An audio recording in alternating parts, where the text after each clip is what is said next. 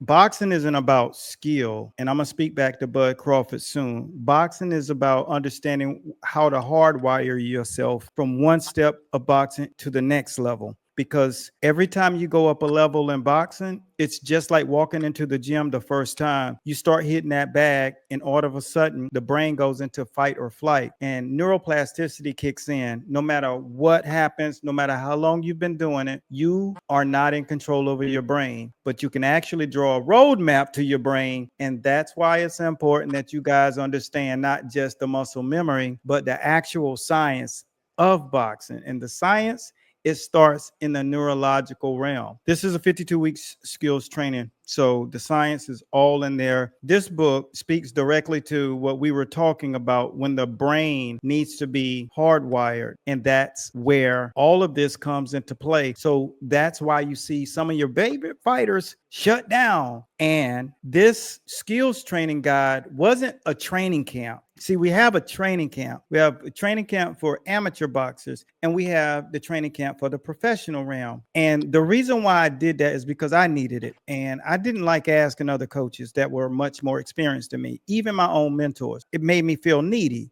So what I said is I need to create something that somebody don't have to ask. Now, when I think about Bud Crawford, Anthony Joshua, Bo Mack, like I'm only a little older than those guys, but older nonetheless. They do understand that when you bring something that they just don't have access to, because you can't find science everywhere. You can find skills all over, but the science behind it. That's why I appreciate you, Otis, when you talk about the method in which your trainer worked with you to burn that muscle down and cook that fat, lean that muscle down with that was high repetition. That's why I asked you to explain it again. And today I'm gonna ask you to do it again in this segment. But what I want to make clear is we had to also we didn't have to just show people how to train at a training camp. You were going to be put in a position where you're fighting in the amateur ranks and going into the pros, right? And when you're in the top 25, you can get by with some stuff until you get to the top 25. Then it's real. What happens when you got these skills and your coach is working with you, right? And you're throwing pad work and you can't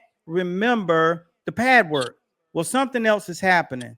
Then you get it down, and then it's fight night.